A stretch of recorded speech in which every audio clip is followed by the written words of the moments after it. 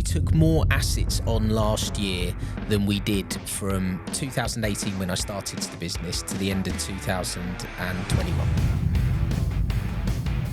We were trying to oversell ourselves when really what you should be doing with things like this is warts and all. We took on and have helped 7,000 clients now globally, which is absolutely incredible. We had a revenue target in mind that we wanted to hit, which was 20 million of revenue. We blitzed that as well, which was absolutely fantastic. You made the step into really putting yourself out there as a business. Have you seen the benefit in doing that? Because I was so concentrated on actually doing it rather than telling people about what we were doing. 2025 is the year of consolidation. That is what 2025 is about.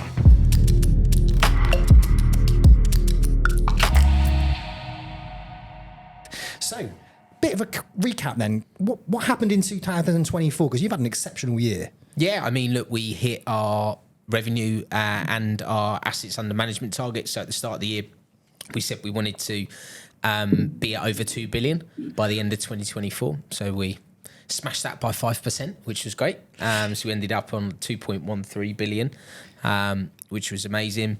We had a revenue target in mind that we wanted to hit, which was 20 million of revenue. We blitzed that as well, which was absolutely fantastic. So as a business, in terms of business measurable stats or KPIs or whatever you want to call them, we did really, really well.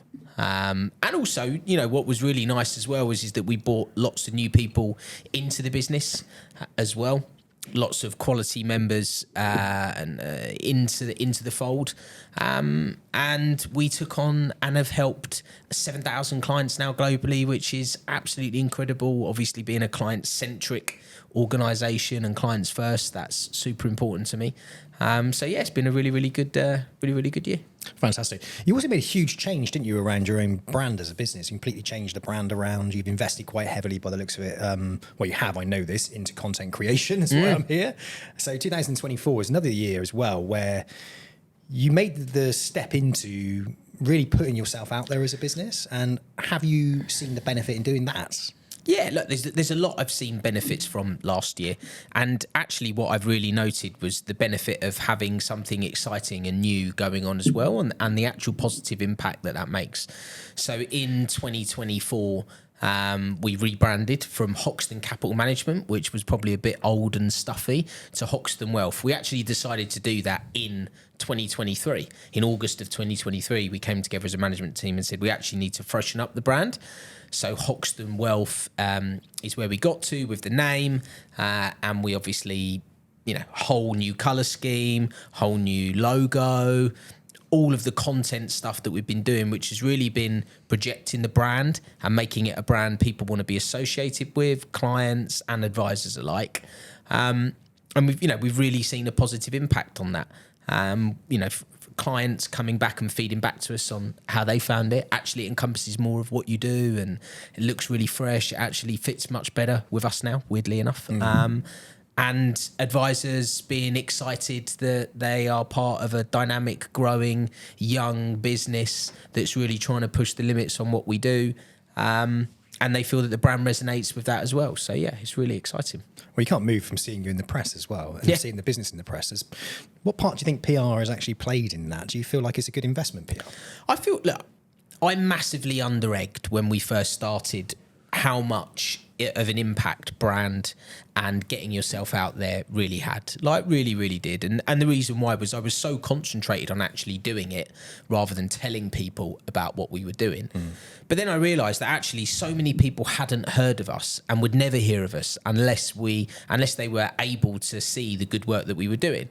So number one, you need to make sure that you continue to do the great work that you did. You can't forget that.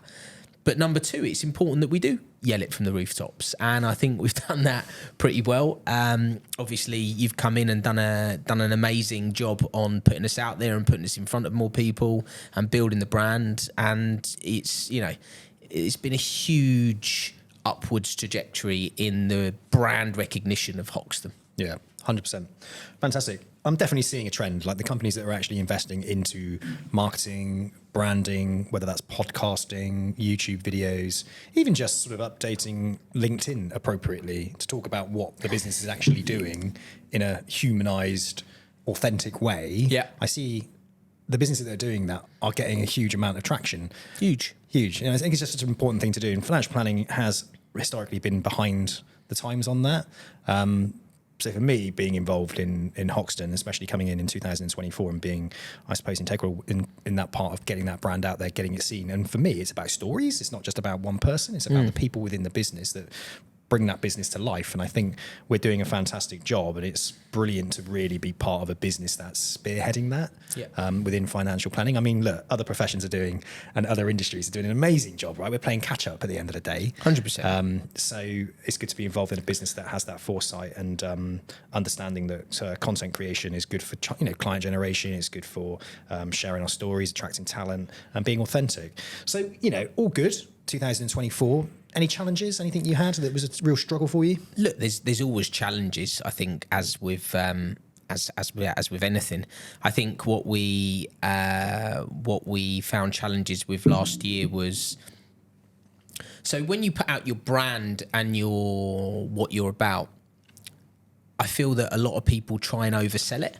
And I feel almost at the start, we were probably doing that a little bit. We were trying to oversell ourselves, when really what you should be doing with things like this is warts and all, is letting everyone know the good bits, but also letting everyone know the bad bits as well. Like, we are not we are not this. So for instance, we are not a 9 or a 10 till 4 organisation. We are a 7 till 7. We have offices all over the world. Our members, staff members, work really, really hard. Some of them work on the weekends. Like, people, I think, had a different concept of what it was that we were, and I think that was down to us because we didn't necessarily put it out there as to exactly what we were like. And I don't think we were trying to be disingenuous or anything else like that, but I think it was more, when you first start these things, you evolve. It's wherever your career, life, whatever it has, you get better and do better as you go forward. And now we're at a point where I'm really comfortable with who we are, and I will happily say this is exactly what we do and this is how we do it. And if you don't like it, then it's not for you, and that's cool as well. Not everything is for everyone, but this is the way we do things, and this is the way that we want to be known going forward. So I think that was a bit of a challenge that we had. Some staff members came into the business that thought it was slightly different to what it was. Hopefully episodes like this really give people a chance to look into our business and understand what we're about, and are able to say, yes, that resonates with me, or no, it doesn't.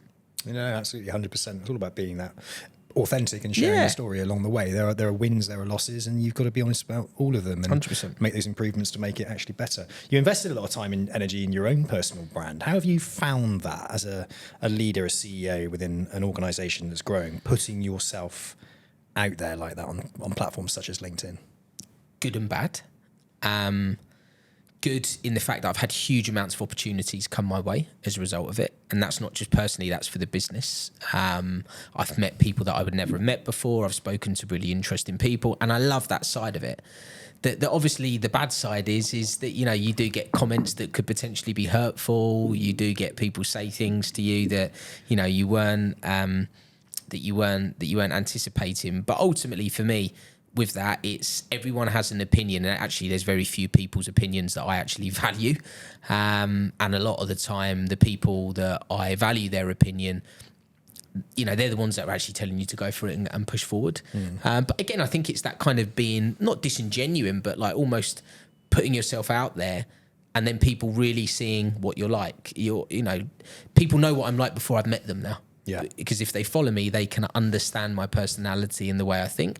And again, you either resonate with that or you don't, and that's cool. It doesn't make any difference. But I would say I would encourage, and we are encouraging, you and I collectively, people within our business to be more vocal and to get out there and speak, because it's an insane platform. I think last year I had 4 million impressions on LinkedIn. And that's like me having a billboard on the Shakeside Road and 4 million people seeing that on their drive to work every day. I'd pay millions for that on a yearly basis. But yet I can achieve that for free, or just time and the amount that I pay the people that help me with that for a fraction of the cost. So I see it as a huge positive. And especially on platforms such as LinkedIn, because you can be really selective on who you connect with. So if you are targeting a specific type of audience, then you can connect with them, you can follow them, and the likelihood is they're going to see your content when you do that. So you can be really specific and really niche as well. On lots of other platforms, you can't really do that unless you are paying for it. At the moment, LinkedIn is you can pay for Sales Navigator and all these types of things, but you don't have to pay an absolute astronomical amount to be able to generate a huge amount of eyes on what it is you're doing. And you hit the nail on the head, 4 million impressions. To say that in this day and age, 4 million people have seen videos, pictures, your text, whatever it might well be, over a year is just like, if you said that to yourself 5 years ago, you'd be like, what? Like, it is crazy, but we come to expect it now. Yeah. And that number within the space of financial planning is astronomical. And I think anybody who's a leader is willing to put themselves out there, warts and all, and be prepared to be uncomfortable, because not everybody agrees with what you're saying or whatever. I think it's admirable. And I think a lot of people within financial planning, there's a lot of really great people that I've met that run businesses, and I'd love to hear more from them. Yeah. I'd like to hear them step up and share their opinions and be honest and to not be too scared about what to say. Yeah. I think it's important, Definitely. It's great. The growth you've had in 2024 up against the year before, has been astronomical, really. It's been really, really good. Doubled up on AUM. So why did that happen? Let's just give people a bit of an insight. Yeah. What was the struggle? What things have worked and where have you managed to double your AUM? I mean, we took more assets on last year than we did from 2018 when I started the business to the end of 2021.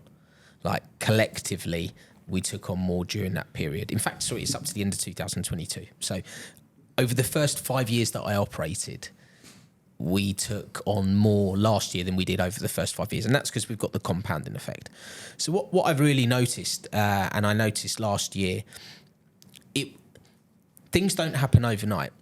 We made a shift to enable last year to happen in the back end of 2021.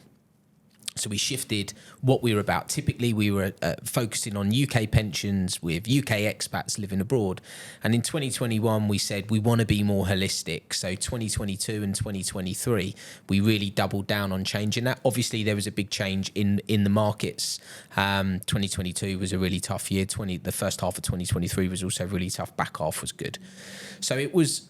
it was a big change in how we go out and what type of clients that we were targeting as well. So we were very one-track focused before.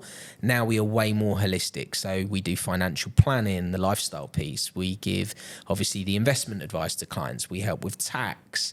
We help with legal. We help with property. What we're trying to be is that concierge, as you said on the last episode that we did, a concierge service to our clients. People with money that need our service don't want to deal with 50 different people. They want to deal with one person, and they expect them to not be an expert in absolutely everything they do, but they expect them to be able to tap into expertise and for them not have to work harder. So I've got a client, let's say, US connected individual, assets in the US, some assets in the UK, have to file tax returns in UK, US, and they're living here. Yeah? That, to me, is like the prime type of client that we would be helping in our international business. They don't want to have an advisor in the US, an advisor in the UK, someone helping them here, and then also utilising 3 other different people to help prepare taxes. They want to go to me and go, Chris, this is my problems. Can you help me piece this all together? And we turn around and go, yeah, we can. And we make it happen. Mm. And that seamless approach has enabled us to start dealing with the higher echelon in terms of wealth, and also enabling us to offer a more comprehensive service to people that are accumulating wealth as well. So it's actually been... like a lot of people look at last year and go, yeah, kind of got lucky, but we didn't. That's like 2 years of hard work to build up to last year, and we will do more this year as a result of it. Nice. And so when it comes to like client acquisition, inorganic versus organic, is it a combination of both, or is one outweighed the other? Organic last year was outweighed the inorganic stuff. So we did organically throughout the business about 600 million, and we bought on about 300 million of assets that we acquired.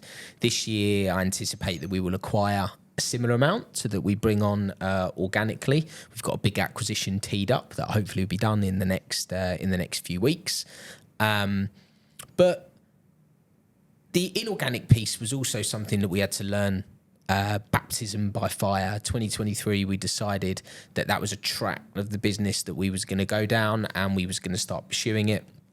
And we decided the UK domestic market was a good place to start, just due to the age of advisors and due to the consolidation that's currently happening within there.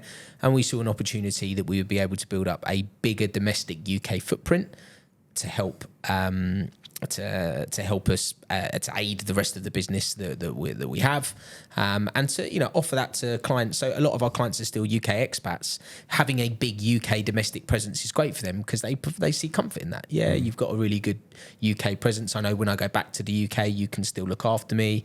Now we've got offices in Liverpool, Birmingham, and London. We'll probably add one in Scotland as well. Going forward, people look at that and they go, "Great, that provides me with comfort." Next place I'd love to start acquiring businesses is the US. That for me is the golden market that I think is huge, and clearly with the amount of people and the amount of wealth there that it is. But yeah, inorganic, organic. Last year, slightly more organic than we did inorganic. This year will be very similar. Naturally, inorganic, it's easier to go and buy something than it is to make it from scratch yourself. But arguably for me, there's more value in making it from scratch yourself than actually going to buy. Because I think that takes, anyone can buy something. It's very difficult to integrate it. Yeah. Talent attraction then during 2024. Huge. Yeah, what was it like for you, and what did you learn in that process? We learned that a lot of people are unhappy. And we learned that in terms of other businesses, a lot of businesses haven't adapted as well as we were. A lot of businesses say one thing and go and do another.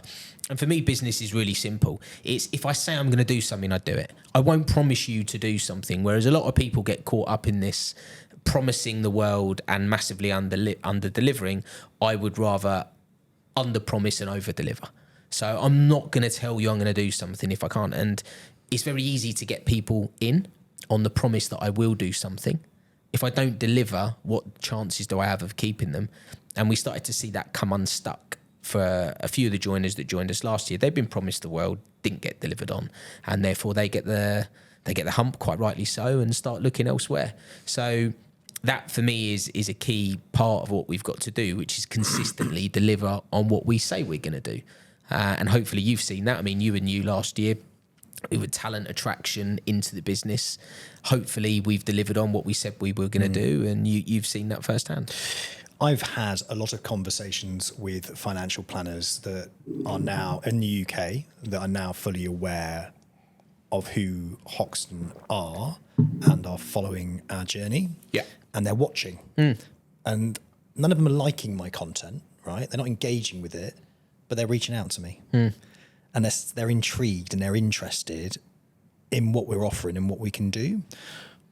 When myself and JJ sat down on the podcast and we talked about entrepreneurial versus entrepreneurial, the amount of entrepreneurial financial planners that are out there that are either let's say they're self-employed, maybe they've set up their own AR, they could be an RI. They're entrepreneurial, but they're struggling to run their businesses. There's a huge amount of compliance, Gabriel reports, everything that's got to distract you away from doing the business. Distract you away from what you enjoy actually doing. And I think one of the other key areas as well is they're struggling to build teams. So they're struggling to attract talent. It's very hard when you run a smaller practice. And I got guys I'm talking to, and girls actually I'm talking to, that got 80 to 100 million under management as an advisor, but they can't progress forward. And they're struggling to hire talent into their smaller practices. So they feel quite isolated and they feel quite numb, and they can't seem to get past that next point. So when I talk to them and I explain what we're doing at Hoxton to be able to facilitate somebody that has an entrepreneurial mindset where they still have the incentive to build a business and to lean into us and actually get the support delivered upon, whether that's having a really good business developer in the business, right? That takes time, energy, and money. Yeah. Whether that's a good power planner or administrator, whether that's having some fantastic technology like an app that we have. Yeah. When I start to articulate exactly how that works and then how we wrap it around them and what the future could look like, even to the sense of, look, you know, here's one of the things I love. This might not be for everybody, right? But you can get a double bite. So if someone comes to us and they've got 90 million AUM, and I've got people in their 30s that are talking to me like that, they can come across and they're actually interested in the opportunity to sell their business, come into us on an employed basis, to continue to serve those clients and to build more AUM for the rest of their career. And then for us to then buy that off of them. Yeah. So they get like a double bite. Yeah. And they're like, really? I can do that. And then you start to bring in the opportunity that, you know, you can work abroad if you want to and continue to service their clients. So for me, this year has been a massive educational piece on the infrastructure and the environment that we have that supports those entrepreneurial individuals and trying to educate them on how they can come into us and be intrapreneurs. Yeah. I think it's a really, really big thing. And I don't think there's enough companies out there that are really doing that to support those people. And there's a lot of people out there that are quite unhappy in their situation where they don't have to be unhappy. Yeah, agreed. You know, and I think that's something that I've learned in 2024. And I don't think I've ever understood that fully if I didn't come into a business and work within it. And also to come into a business that actually has built what I would consider to be like mini practices within it. You know, you can come in and be employed, but it doesn't mean we treat you like an employee, that you have the ability to build your own business as large as you want to do it. Yeah. And that we actually truly do have the training and development and support, even down to a pathway program where there's people that are coming through that might well benefit that individual's business are being trained from start about how to generate clients, for instance. Yeah. Some of the struggles that people actually have. So that for me was an eye opener, and that's where my eyes opened up, and I thought to myself, wow, that's what I learned in 2024 about Hoxton. It's very lonely, isn't it? Yeah. It's lonely as a business owner, Yeah. because you don't know unless you can, like within a business you can see what great looks like. So as a business you can actually see what others are doing, and you can go, oh great, so and so's doing this, I could go and copy that, or so and so's doing that, I don't want to do it that way, and you pick the good bits and the bad bits, and you continue to grow. In a business yourself, what typically happens is you see great success in the early years when you don't have that many clients and you can go and take on a lot. Then it becomes less about you and more about the others in your team. So it goes less on what's your ability, more to the abilities of your team, less on how well you can manage clients, more how well can you recruit. And that was a big lesson for me, which was how well can you recruit, and the ability to attract amazing human capital. Again, cliche here. So I mean, this is not saying anything revolutionary here at all, but I massively got in 2023. It was not last year. In 2023, the impact that really good quality human capital can have on your business, and how much that will excel you going forward. At Hoxton, we try and knock down the barriers for people looking to go from that. You know, they're suppressed. They're like, oh, I can't move. I can't do this myself. We do that with technology. So empowering them with the tools that we've created. You know, we got 25 developers in-house. The leaps that we've taken forward last year and the leaps that we will take forward in 2025 with the technology that we've implemented. So this year it's all about one-day client. It's how can I as a client say, yes, I want to move ahead, and there be hardly any barriers to me becoming a client. If you imagine the process at the moment, UK advisor or even international advisor, client says, yeah, I'm looking to work with you. Okay, so they probably speak to a business development manager. After they've spoken to the business development manager, they get booked in for a first meeting with an advisor. After the first meeting, they'll then probably have a presentations meeting. After the presentations meeting, then they'll probably have a fact find. The process is so long, whereas people want things now. They want things quickly. And after someone said, yes, I want to go ahead, you then got to do a suitability report. You then got to get compliance checked. You then got to do, maybe 3 or 4 weeks before they've actually managed to execute in an age where I can go and I always say the Deliveroo, where I can order a pizza and track it all the way to my house in 20 minutes. Like, why on earth is there barriers in financial service? So creating that one day client where it's compliant and where it's in the best interest of the client to do so. We shouldn't be giving them barriers to do it. And that is what 2025 is about for me with the technology that we are developing, is how can we bring people on in a smooth and seamless and automated fashion as possible. Clients want to deal with an advisor. They don't want to deal with a robot in the background, but they want all that stuff that the advisor takes their time over and is clunky for an advisor to do, to be quick and done as quick as possible. And you're obsessed with efficiency, right? Yes. You are obsessed with efficiency. And that, again, is great. So when I do talk to those financial planners, I can turn around and say, are you obsessed with efficiency? Do you like administration? Do you like how long it takes you to write business? Would you like somebody in the background investing time, energy and money in testing ways to make this better for you? Most of the time they're, yeah, that sounds amazing. Right, well, that's what we're doing at Hoxton, for instance. We are a company that's making that investment. And you talk about the app and everything and the one-day client. And, when you explain that to somebody, it lights their eyes up, because one of the biggest barriers is the time it takes to do things. Yeah. And unfortunately, financial planning is a little bit behind. It is hugely. I mean, not even a little bit, mate. Yeah, I mean, let's ridiculous. put it like, it's like we're operating in the 1980s. I don't know, some people say that about me, about my prospecting, but as we said, I'd like to think I'm progressive with that. Yeah. These guys out there are just like, it's just, well, this is the way we've always done it. That doesn't mean it's right. Yeah? You need to be improving processes. We live in a world now where everything is quick. People want things immediately. Having to wait 4 weeks or 10 days even for something to be checked and all the rest, it's rubbish. Yeah. Like, we need to work on that as a profession. Great. So reflecting on 2024 then, let's look forward to 2025. Yeah. Okay. So what are you aiming to do this year? What's on Chris's agenda? What's on Chris's wish list? Yeah. So I want to be as close to 30 million of revenue as we can get to. I believe that we will. I believe that we'll do that. Over 3 billion of AUM we will finish the year on, and continue to develop our technology stack as I've discussed.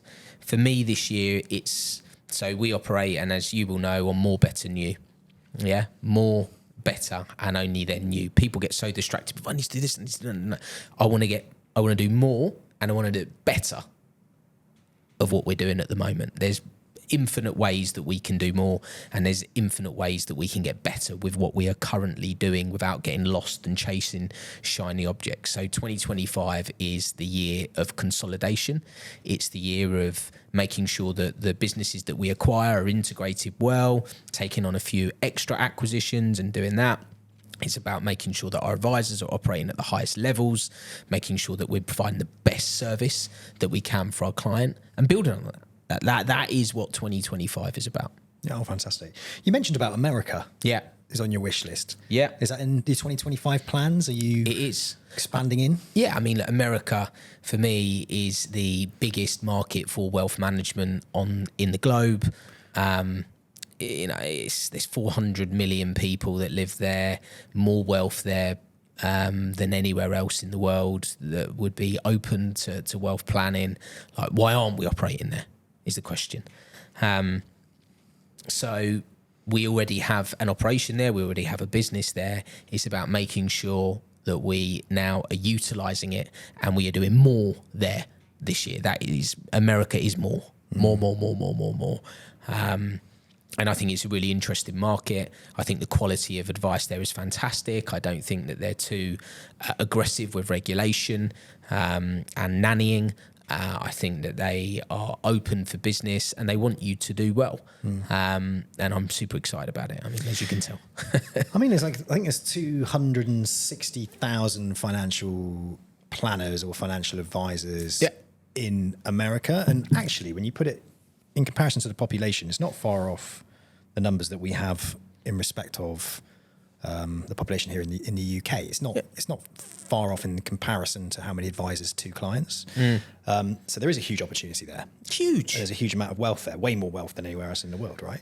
But but they also have an aging population of advisors as well. They do. So that's another thing I looked into. There's a huge amount of them, like it is in the UK, that are approaching retirement, and not enough younger people who are actually getting involved in it. No way. So again, the opportunity there to excel is huge. I mean, you mentioned previously you really admire a company in America, don't you, called Creative Planning. Yeah. Creative Planning. Like, just tell me why you admire them, and what is it about their journey that makes you feel like there is gold in America?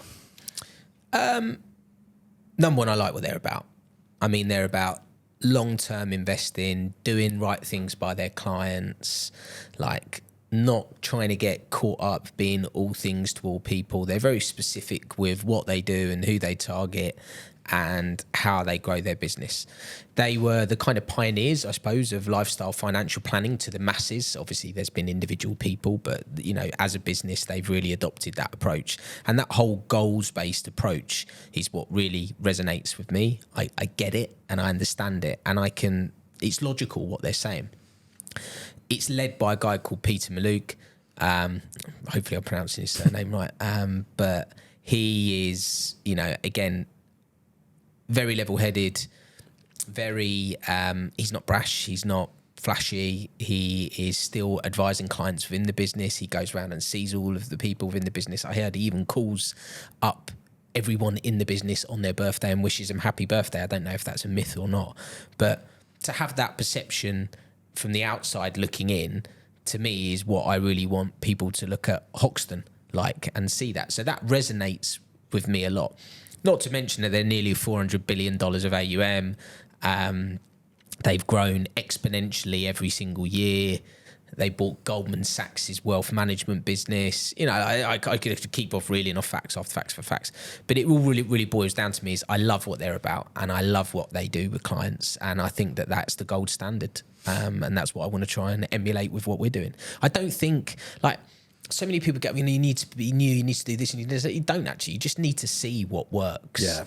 And copy it is one word, or, you know, try and match it and add your own spin on it. Financial planning is not a new profession. It's been around for years and years and years and years. What I do is, and the way I do things is not too different to what most people do. But I just do it my way. And that's what I want to do with that. Great.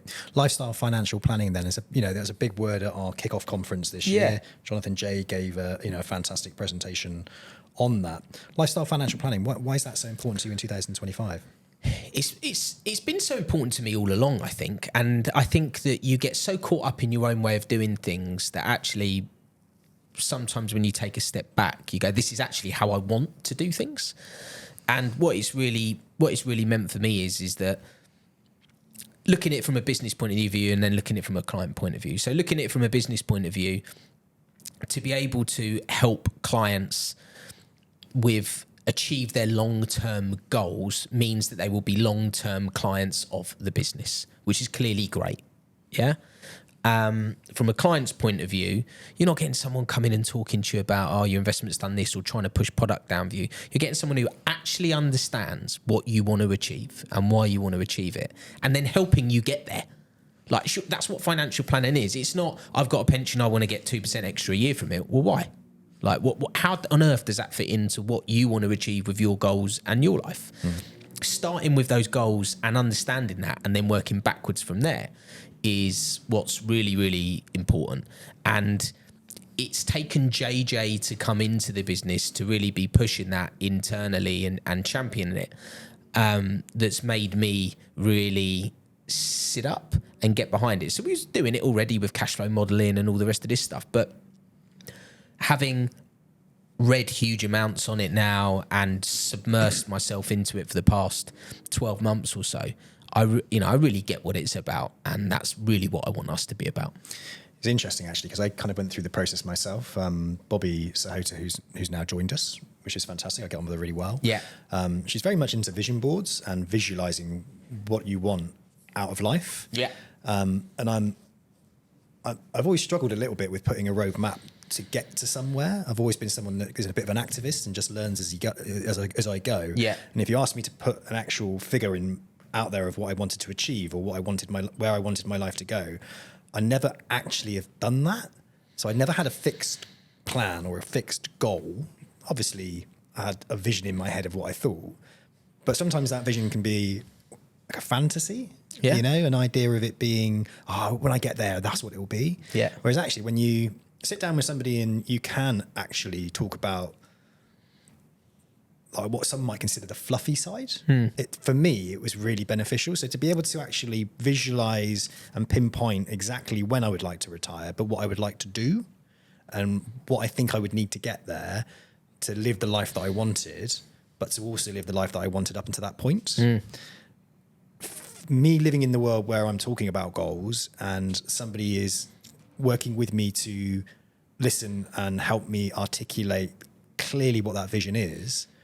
She then went away and then she just put a plan together for me and come back and said, what you want is actually really achievable. Yeah. So she did all the numbers and all the how I get there, which is a bit that I'm not strong on. Yeah. And then all of a sudden I was like, wow. I know what I'm working towards. I know what I'm working towards. So for someone like me, and I guess like entrepreneurial, business owner, where I haven't really ever given myself the time and energy to sit down and get out the spreadsheets, it's brilliant. Yeah. And I love that. So bringing in the visualization, bringing in the goal setting side of it, I think it's like flipping on its head. It's like some people almost expect to go see a financial planner. You should know what it is you want. Yeah. But actually, that's the bit that's really hard sometimes To articulate, yeah. To articulate. And when you sit down there and you do it and you bring it all out, that's where like it becomes actually a really beautiful experience. And Yeah. you can connect. Then you get more excited about the plan. So you get more excited about the investment side of it. You get more excited about how much you can put into your pension and why and all of that kind of stuff. And I like that. So the fact that you're gearing and edging towards that lifestyle financial planning for me makes total sense. Yeah, huge. I've got two really nice examples of that as well. So one of my clients, he came to me 4 years ago. He's been a client of mine for nearly a decade now. And he wanted, his son is living in his house and he wanted to gift the house to his son. But he was really concerned about gifting it and what it actually meant. And when we actually sat down together and discussed, actually, it's much better for you to gift with a warm hand than a cold hand. Like, why don't you want your son to live in it now? And you can see the joy that that's going to bring to him, his wife, the kids, providing them that stability. You don't want to live there. It's too big for you now. Like you want to live somewhere else. So why not gift that now? And why not put that in action? Like, it was kind of almost like he came to me. It was an idea we planted over a little while, but it grew, and that is nothing to do with your pension. That is nothing to do with your general investment account. But actually, that's super sound financial advice, because as long as he lives for 7 years, it's now out. It was 1.5 million quid house. It's now outside of his estate for inheritance tax. It's always going to go to his son anyway, and great. He's been able to see them enjoy it, which was going to happen anyway, and it saves probably a lot of stress for the son in the meantime. The other one is with a set of clients. They came to me and they were looking to sell an investment property, and we were just talking about it. And they've got a house in Hong Kong as well as London, and we sat in their house in London, and they were saying, "Oh, we don't want to pay all this tax, and this is like stressing us out a little bit, and we don't know what to do." And I was like, "Well, why?" Sorry, the house they were selling was in Hong Kong. Why actually don't you go and live in Hong Kong for a bit? Why don't you go and spend some time there and make that your primary residence for a few years? And then if you do want to sell it, then great, you can potentially sell it. It's opened up their whole world to different possibilities. They're currently going on a 6-month round the world cruise they would never have done before. From some of the money they will save from the sale of their house in Hong Kong, that's not an asset that I manage for them. But these are the broader conversations that actually mean things to people, where you actually, as a client, our relationship is much deeper now. Like I actually am in tune with what they want. Yep. And they're getting more from me because they're getting the advice that they want, and they need to live the life how they do. They've told me they're infinitely happier now that they've made the decision to do that than they were before. And that's what I love. So that's the bit that I love, because it weighs on your mind, and I think as also people get older, it weighs on their mind even more. I can see it in my mum at the moment. She's like 70 years old. My dad's the same age. They are approaching that final stage of their life, right? And there's a short amount of time that they have really to be able to go off and do the things that they always dreamed of doing. But now they're kind of almost locked in. So they're considering selling their house to free up the money to be able to then do some traveling Yeah. and to rent as opposed to own their property. And I want to make that dream a reality because time's ticking. Yeah. And it's not a rehearsal. No, and I think the sooner you kind of establish what and really picture and really put a plan together of what you think your life is going to be like as early as you possibly can, that things change in life, granted, right? But also people have these preconceived ideas. I love what you just said about gifting with a cold hand and gifting with a warm hand. Well, like why? What was going through that person's mind that made them feel that perhaps gifting a property to somebody whilst they're alive perhaps isn't the right thing to do and you should wait until you died? It's like, Because you're worried about losing control normally. there we go. So and there we go. And then you start to challenge those behaviours. Well, why do you need control over it? Yeah. Are you enjoying it at the moment? Yeah. It's like these are the things, and I think it's understanding that psyche of people and understanding what makes them tick, which again I massively underestimated before. Behaviours, isn't it? Yeah, Influence, huge. Yeah, all of that. Makes a huge difference. The human condition. Yeah. I'm really excited about all of that and working closely with you around that. And it ties also in with my vision of we, as a financial planning firm, need to be able to articulate what that actually means, right? It's really, really important. So I think doubling down on that and us understanding that and understanding our clients even deeper is really important. But we also get that from bringing our clients into our world. Yeah. So for me this year, it is like I'm excited about bringing my in-house videography team in, right? There aren't many financial planning companies that are hiring 2 videographers, 2 editors and building a studio and creating things like documentaries. So I can go out and those great clients and those great stories of success, I can talk to them. It's to get these stories out there. Yeah. Because ultimately, the problem that you have as a client is you always feel that you are the only one in that boat. Because you don't know it, like you don't really discuss it with other people. You don't really know, like so you don't know what you don't know. Yeah. And actually articulating these stories and helping people see the art of the possibility, then your mind expands. You get that this might be a possibility for you. Another, this is what normally happens, especially with high net worth people, is they die, they are frugal throughout their life. They save their money, it's been ingrained into them. And then they end up passing. And then the money goes to the kids.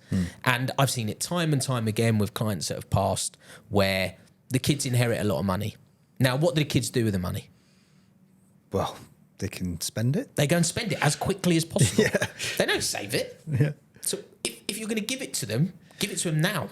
Enjoy Let it. them not have to go through hardship sometimes. And I know, like if they're going to get it, then, but that should also mean that you need to learn to enjoy it now. You giving them 4 million versus 2 million or 1 million versus 500, it's not going to make a huge difference to them overall.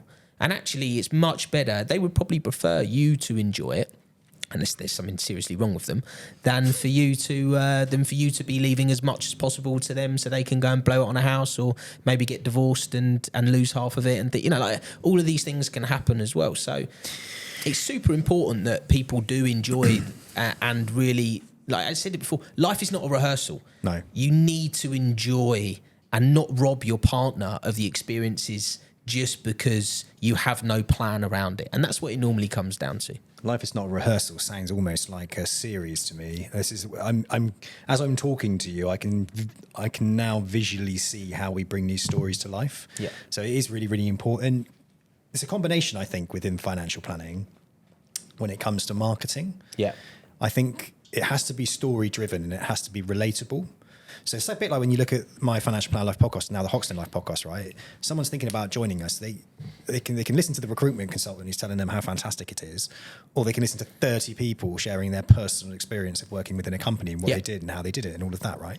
So people relate to that and they start to relate to a person as well. So someone might relate to you more than they might relate to Jacob. And that's okay because that's like a personality type thing, right? So you need to bring all these multiple types of personalities to the surface and all these multiple experiences to the surface. And no one's really actually putting the client at the forefront of any kind of marketing when it comes to financial planning. It's almost like we do a great job for our clients and we'll tell you why. And it's like, no, let's hear it from Mr. and Mrs. Smith. What did they actually learn during that process? And has it had a positive impact on their life? Would they have wished they'd done it sooner? How did they feel when they were sitting with some uncomfortable thoughts around gifting, etc.? what did it feel to be able to go on that amazing cruise or that amazing round the world trip instead of waiting? Instead of hearing the horror story of something, why not hear the successes and the wins? And that's something that I'm very, very interested in. And just having this conversation just brings it again to the surface, which again, why I'm super excited about having the team in-house, because it allows me the flexibility and the freedom to go out and create the stories that I think that really, really matter. Because those are the stories that somebody is going to relate to. If they're sitting there and they're unsure what to do, but Mr. and Mrs. Smith have articulated it perfectly, they'll go, I need to speak to Hoxton Wealth, you know, especially with this. I love as well, when you bring it into an international firm as well, people are moving around. 100%. You know, so many people are leaving different countries. So it's like we've got the ability to actually bring to life a client who might be living in Dubai, but moved from the UK. And how do we help them in that transition? Or somebody from the USA who's moving over to France. How do we help them with that transition? Yeah. And I think that's really, really important because it brings almost a romance to the scenario as well, and a relatability, not just money. Because actually money, when you think money, it actually conjures up a lot of anxiety and it makes you kind of like quite tight because it's like, oh, I haven't got enough. That's usually the thing that comes to the mind first of all. So how do we break down that perception and that conversation of money in a way that is actually a release? Cool. Good. I'm glad we had that conversation on the podcast. It's nice when you have a brainstorming session at the same time. It is, for sure. And that's really kind of hit that home for me. 2025, right? You got DeepSeek came out. Yeah. Everyone's now like, whoa, AI is really going to take off and it's going to become a lot cheaper. Well, you know, technology is we talked about technology a lot and we talked about this one day client, right? How much of an investment are we making in it? And why is it so important? 7 figures a year in technology. Yeah. I won't give exact amounts, but we spend a lot. And it's because you've got companies out there spending hundreds of millions, billions, you know, and actually in the financial planning space, I was really spending a lot. I feel that with to catch up what we've done, it's going to take someone a while. And a lot of investment, which not a lot of companies want to make. We've laid the foundations for that. And we give people the opportunity to build on that as well. So ideas that we get from the guys, we implement, we make changes, we develop, we adapt, we grow it forward. But the purpose of technology is it's an enabler. It shouldn't replace you. AI may well replace financial advice, but I can't see that happening during our lifetime. But it will enable you to, instead of look after 250 clients, it'll enable you to look after 1,000. Instead of 1,000, it might maybe enable you to look after 5,000 with a team underneath you and things like that. So you need to think of it more that way. Is how can I use it to my advantage, as opposed to it's going to replace me and you know I'm not going to have a job and I'm going to shy away from it. Such a narrow mindset. You need to, like, it's happening, whether you're on the bus or you're not. The train is leaving the station and you need to get on it quick. And we've embraced that since we started. And that's part of that growth mindset value. It's making sure that you see these things as they're happening and make sure that you're utilising them within the business. I mean, so let's take AI. So how are we using that in the business at the moment? Well, and these aren't all tools that we've developed. The developers use it to help them write more code. So we're developing at quicker speeds and being able to get out more. Advisors are using it to help with their meeting notes and record conversations with their clients to make sure that we're compliant and speed up the client journey. We use it in acquisitions where we have had clients that have come, advisors that have come to us that have got handwritten fact finds, hundreds of them. We've scanned them in, taking the information out and populated it direct into the system in a couple of hours that would have taken days and days, maybe months of time for people to do. So you see where I'm going with this enabler as opposed to as a kind of, I was going to replace my job. It's about quick, get things done, move. And it's about efficiency, automation, and that's what we need to embrace with it. And I think I'm so excited about what we're going into. We're at an age now where we're at the forefront. It's almost like the Industrial Revolution. You know, it was a huge movement.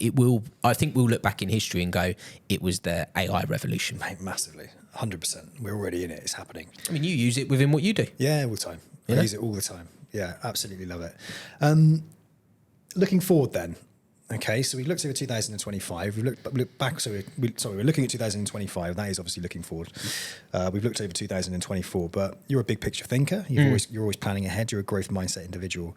What are your plans then for the years following? Where do you see the business going? I mean, look, I'm 38 years old. I want to do this all day, every day, as long as I can. And that if that means up to I'm 90 or 100, then that's it. I've got a lot of years of compounding growth ahead of me. I would love for us at one point in time to be the biggest financial planner on the planet, but I appreciate that's not going to happen over the next year or two. So, our goal by 2027 is we want to get up to 5.5 billion of assets. In terms of people that we're helping. That's our kind of next milestone that we really want to hit, and we want to get there. We've got a plan, we've got a model, we know how we're going to get there, what we've got to do to get there. We've broken it down to teams, to managers. Everyone is aligned on our goal and what we want to do. So 2027, 5.5 billion. You can hold me accountable to that now I've said it. Okay, Chris, fantastic recap of 2024. 2025 looks absolutely awesome and beyond, yeah. But we're going to need some serious talent to join our business. So let's just talk a little bit about the types of people we would like to come and join Hoxton Wealth, and really as well, what's on offer to them. If we're pushing forward and we're growing the business, we want them to come with us. So what we're doing to incentivize them to stay for the full journey. Yeah, look, I think ultimately that there's various different talent we need across the business. I think there was sort of 120 roles Ollie recruited for, and Jamie and Ollie's team and Michaela, I'll get it all out in a minute, all of them, last year. And that was across everything from paraplanning to advisors to compliance staff to marketers, everything. And that's massive, huh? Like the breadth of talent. But there's 3 core values that we look for. Hardworking. Like we don't want to work with people that aren't hardworking. Like that's just not us as a business. We want to work with people that don't have ego, that can get along with everyone, that, let's call it for what it is and not a dick. And then the last one is a growth mindset. Like, even the top performers in our business are constantly looking to grow and to do more and to be better. And how can it's not just, I need to do some extra qualifications. It's like, how do I grow as a person? What can I do better? How can I become more efficient? Like, those 3 things are what we're looking for. As a business, we will provide endless opportunity. As you hopefully have seen from what we've just said, now we are not looking to stand still. We're not saying you come in, do things our way, or bugger off, and this is the way we've always done it, so this is the way that we're going to do it going forward. Actually, what we're saying is we're investing 7 figures a year into tech. We've got global license capabilities. We are looking to go out and acquire more businesses. We are looking to expand as a business. With expansion comes huge amounts of opportunity for people within that business. So if you if you kind of let's take that out of it. So just career progression and all the rest of the stuff, like numerically, what does it look like as well? I believe we pay really well. As an advisor, let's say, because that's normally the track that people will come in on and or want to join us on, they get paid a split of the fees that they generate. We do obviously have a salaried role as well for the servicing based roles too. They will be able to have a buyback. So this is for the people that are organically generating business. They will be able to have a buyback of the income that they generate on a year-on-year basis, which offers them a huge capital event at the end. There is a long-term incentive plan that we put in place for our staff members so they can benefit on the equity side of the business as well. So, a lot of people, the amount of money that they earn is important. But again, it kind of comes back to this lifestyle piece, which is something that we try and do with a lot of people is like, why do you need to earn that much? Like, what are you actually doing it for? And helping them understand that so we can work it back and make sure that they have what they need at the end to live a fulfilling and great life. And that might mean they end up stop working at 40. Could mean that they go and, I got one guy and I won't name names, he wants to go and drive the Tesco vans delivering shopping.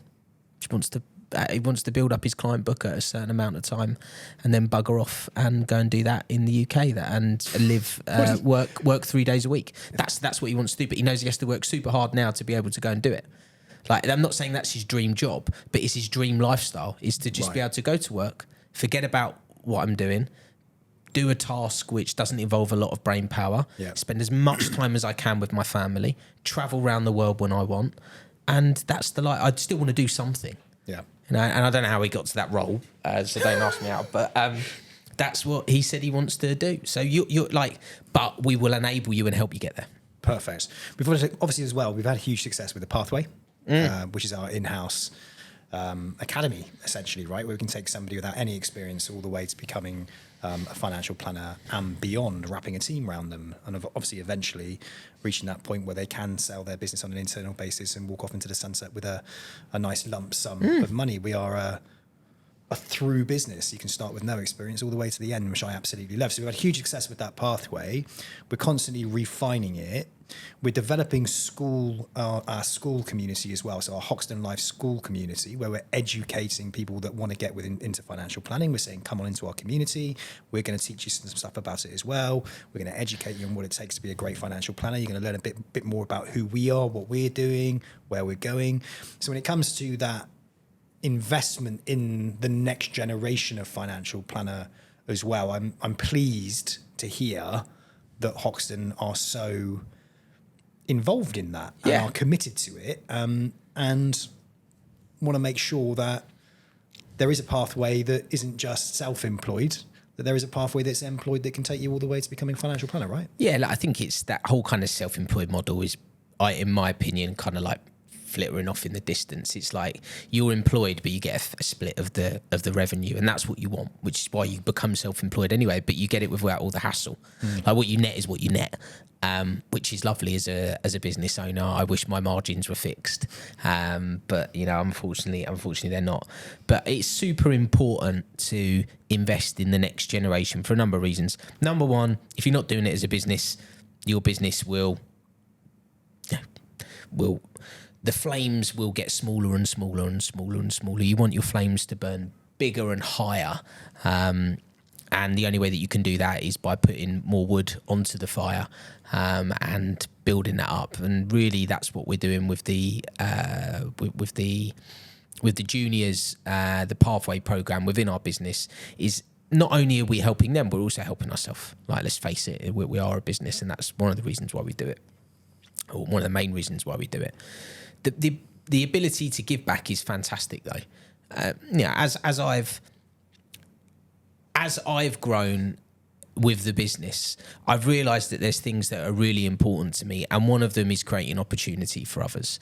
And to me, giving someone a career that they can go on and support their families on, and potentially their family's family as well, with, is an amazing prospect, and helping them develop those skills. So I'm really in tune with what they need to do. I've done it, I've been there, and I want to provide the right pathway for them to be able to become future leaders of our business and lead the ongoing chapters to make our business a success for the longer run. It shouldn't just die with me, it should continue forever. Absolutely. Great. Chris, so many exciting things to look forward to for the future. Thanks for the recap of 2024. I for sure know that I'm in the right place. It's an innovative, creative business that is going places. And anybody listening here today that's interested in finding out more, they're more than welcome to reach out to me or Oliver in the recruitment team. And we can certainly give them an insight into a little bit more about life at Hoxton. Definitely. Great.